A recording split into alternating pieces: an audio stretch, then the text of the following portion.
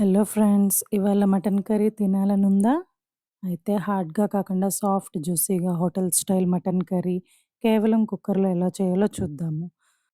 So, నా recipe with Madhu ఛానల్‌ని subscribe చేసుకోండి. ఇవాళ మనం చేసే రెసిపీ కుక్కర్ మటన్ కర్రీ. తక్కువ పదార్థాల్లో పర్ఫెక్ట్‌గా టేస్ట్‌తో ఎలా వస్తుందో చూద్దాం. ముందుగా క్లీన్ చేసిన మటన్‌ని తీసుకోవాలి. అందులో పసుపు, ఉప్పు, కారం వేసి బాగా కలపండి. ఇది మటన్ సాఫ్ట్‌గా ఉండడానికి చాలా ఇంపార్టెంట్. ఇప్పుడు స్టవ్ ఆన్ చేసి కుక్కర్‌ను పెట్టుకోవాలి. కుక్కర్ వేడెక్కిన తర్వాత ఆయిల్ వేసుకోవాలి. కొంచెం పసుపు వేసుకొని బాగా వేడెక్కనివ్వాలి. ఉల్లిపాయ, టమాటా, అల్లం, వెల్లుల్లి అనేవి మెత్తగా మిక్సీ చేసుకొని ఇందులో వేసుకొని బాగా కలుపుకోవాలి.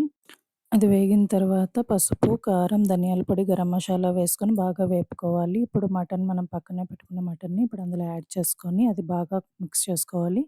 కొంచెం ఉడికిన తర్వాత అందులో వాటర్ అనేది యాడ్ చేసుకొని, కొంచెం కొత్తిమీర వేసుకొని, కుక్కర్ మూత పెట్టేసుకోవాలి. ఒక 8-9 విజిల్లు ఉంచుకుంటే చాలా మెత్తగా వస్తుంది. అంతే.